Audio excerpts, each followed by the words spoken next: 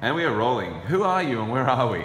My name's Doug Lewis. I'm the winemaker at Lewis Wines. We're in Johnson City in the Hill Country. Where's Johnson City? Point it on the map. Central Texas. So this is the Hill Country AVA, which is the second largest AVA by land mass in the country, in the United States. We are a little bit east of like Bell Mountain, and so you see Blanco County where this high estate vineyard is marked. That's this is actually our friend William Chris's map, but we're about over here. Yeah, that's right. And most of our fruit is sourced from the Hill Country and then the High Plains, which is the third largest AVA in Texas. So what's the difference between that there and this there? Because this is cooler, not cooler climate, but it's just higher, more elevated, is it? It is actually a cooler climate. They actually have a diurnal swing there. So Texas slopes. What's a diurnal? For all those idiots out there who don't like me, what does diurnal swing mean? Does that mean like the difference in temperature? Yeah, the difference between the daily high and the nighttime low. So in West Texas, in the High Plains, you have elevations in this area from 3,000 to 4,000 feet. Right. The closer you get to New Mexico, generally speaking, the higher the elevation. So this is New Mexico here. Right. And so this area receives, maybe 14, 16 inches of rain a year. It's extremely dry, very windy, very flat. It's a raised plateau we call the Llano Estacado in Texas, or the Cap Rock is another name we use for it. It's an elevated plateau that decomposes sand off the Rocky Mountains, which run this way, right through here, blew over and settled on top of that uplifted plateau. And so our soils are just that, those soils that have laid over that rock for a long time. So let me ask you a question. What kind of grape varieties is Texas becoming really renowned for? And does it matter like whether is this more Spanish varieties here and this is more traditional grape varieties up here? What is it? Right now, so I would say this is probably the easiest place to grow the widest range of grapes in Texas. There's less humidity, there's less rainfall. The only downside... And this region here is called the High Plains. The downside of the High Plains is that they have late spring freezes and they have bad hailstorms. Now hail you can't really do anything about, but freezes, you can plant varieties that are less susceptible to cold damage. You can plant varieties that bud later. So those varieties are usually like Mourvedre, Roussanne, Sunso. You're seeing a lot of Rhone varieties planted up here. Generally, from the Hill Country going west in the state, it's dry enough to grow vinifera. It can be challenging because in Central Texas, we get East Texas's weather often as well.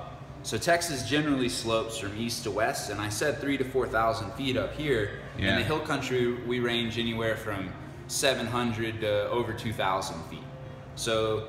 And then of course East Texas. And what grape varieties we? So you see a wide range of grape varieties in the Hill Country. Some people are working with Spanish, some people Portuguese, some people Italian, some people French. Right now I think the Texas wine industry is so young that a lot of people are still trying to figure out what works.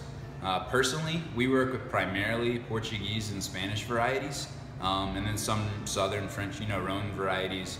And it would be hard to label Mourvedre as a true Rhone variety because they grow it in Provence and they grow it in the Languedoc and they grow it in Spain.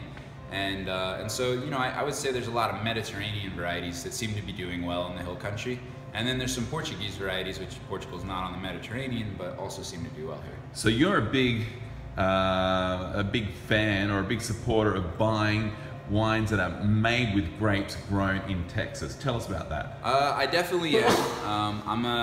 All of our wines are made with 100% Texas grapes. And it's really important to us because growing grapes in Texas is really challenging. And if our grape growers don't have our full support as wineries, it's really difficult for them to get their feet on the ground and to learn what does work and doesn't work and to get better.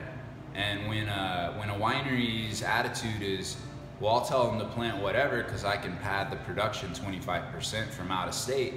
So it's a big thing, is it? So people are actually bringing grapes in from California and blending them? Right now, Texas on a bottle of wine only guarantees that 75% of the grapes in that bottle of wine are from Texas. I think that Texas should mean 100% of the grapes in the bottle come from Texas. Traditionally, the argument was, well, there aren't enough grapes in Texas, and the inconsistencies in the weather, and the lack of vineyards, and the lack of experienced growers create vintages where businesses are short of product and have to have something to sell. And for a long time, I was sympathetic to that. But today in Texas, we have over 8,000 acres of planted grapevines. And if you look at other states, like Oregon went 100% Oregon in 1977 with 1,100 acres of grapevines. Right. So like the argument that we're not big enough anymore doesn't really hold water, especially when there's, you know, at least 15 or 20 reputable producers in the state who are only using Texas grapes to make their wines. Excellent. So does it matter, because there's Texas as state, and then there's High Plains and Texas Hill Country. Is that a different geographical AVA? So is it a different percentage, higher percentage? If they use those words to explain so that quickly? If you're going to use High Plains or Hill Country or Texoma or the Davis Mountains or the Escondido Valley, if you use any of those viticultural areas, it has to be at least 85% of the fruit coming from that region. Now, vineyard designated wines, it has to be 95% of the fruit came from that vineyard.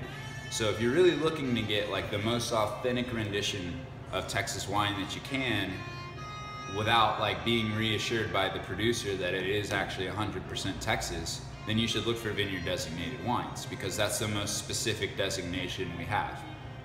Excellent. I think we need to taste some wine. Cool. Excellent. I'll be happy for Say some goodbye. wines.